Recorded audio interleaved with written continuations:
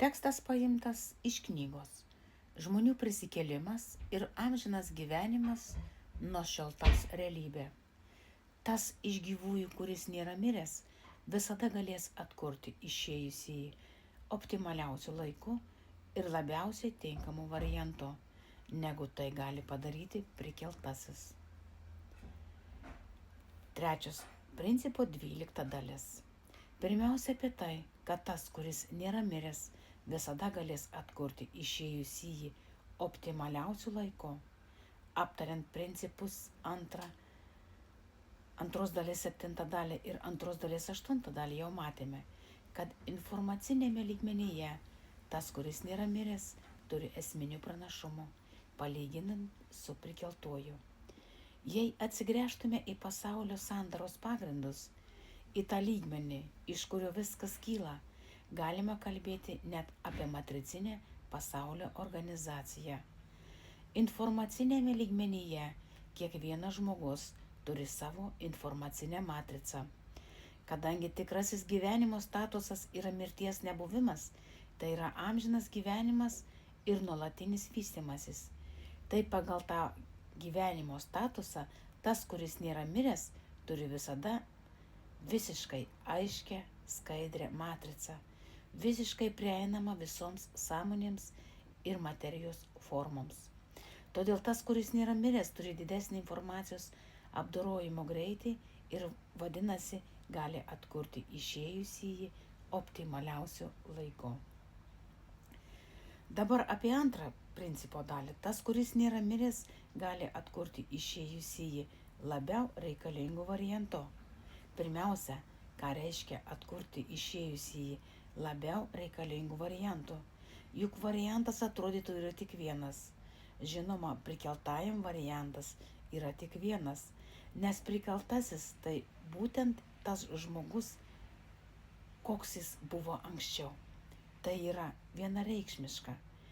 Kai sakau labai reikalingų variantų, turiu omeny labai reikalingą varianto kūrybinio organizacinio plano požiūrio. Tai yra tas, kuris nėra miręs, atkuria išėjusį taip, kad pirmoje vietoje būtų gyvenimo prioritetas ir todėl gyvenimas vadinamas labiausiai reikalingas variantas. Galima priminti, kad laikui bėgant prikeltasis gali ištaisyti savo trūkumus, susijusius su ankstesne biologinė mirtimi. Jis gali juos kompensuoti tolesnių teisingų vystymusi ir pagal savo statusą tapti visiškai nesiskiriančių nuo tų, kurie nėra mirę. Prikėlimo praktika, atkūrimo praktika neprieštarauja nei vienai religijai, nei jokiai įstatymų sistemai, nei vienai kūrybinio plano krypčiai. Trečias metodo 13 dalis. Ši nuostata yra visiškai akivaizdi, nes kaip jau nekartą sakiau, prisikėlimas visada yra visiems palankus įvykis, o šiuo metu apskritai yra pagrindinis visuotinio išsigelbėjimo pagrindas. Žmonių prisikėlimas suteikia galimybę prikelti ir atkurti bet kokius objektus. Trečio principo 14 dalis. Prisiminkime principo. Pirmo principo pirmą dalį. Pradžia. Tikrasis pasaulio statusas yra amžinas gyvenimas. Amžinas gyvenimas užtikrina tikrąjį pasaulio stabilumą. Siekis stabilaus pasaulio sukuria amžiną gyvenimą. Kadangi pasaulis iš tikrųjų yra amžinas, tai bet kuris objektas egzistuoja visada. Šis faktas naudojamas mano sukurtoje techninėje įrangoje, skirtoje paprastų organų atkūrimui. Požiūrio idėja yra tokia. Laiką galima nagrinėti kaip paralelinių ekranų sistemą. Tuomet natūralu, kad už kurio nors iš tų ekranų objektas egzistuoja. Todėl technologiniu požiūriu atkurti objektą reiškia tiesiog pereiti už reikiamo ekrano ir viskas. Realiajame įrenginyje sukuriame, tarkim, iki 100 paralelinių ekranų. Jie gali būti labai ploni. Per šiuos ekranus leidžiamas šviesos impulsas su informacija apie mus dominantį organą. Šis impulsas perėdamas per vieną iš ekranų, būtent tą reikiamą ekraną, pereina per tas struktūras, kuriuose nagrinėjamas organas dar egzistavo, kuris buvo sveikas. Dėl to impulsas tiesiog perkelia informaciją apie šį sveiką organą ir reikiamą vietą žmogaus organizme. Ir tas organas pasirodo esas atkurtas. Jei pažvelgsime į pasaulį tokiame kontekste, tuomet jame niekas niekur nedingsta. Todėl viską galima ką nors paimti iš vienos vietos, perkelti į kitą. Tai yra atlikti paprastą perkelimą. Todėl neatsitiktinai aš pagrindu laikau ne erdvėlaikį, o perkelimą. Jei pagrindu laikytume erdvėlaikį, tai tuomet reikėtų skaičiuoti koordinates. Tai būtų perteklinis nereikalingas darbas. Tuo tarpu remiantis perkelimu nereikia nieko skaičiuoti, nereikia nieko galvoti, kur atsiranda mums reikalingas objektas.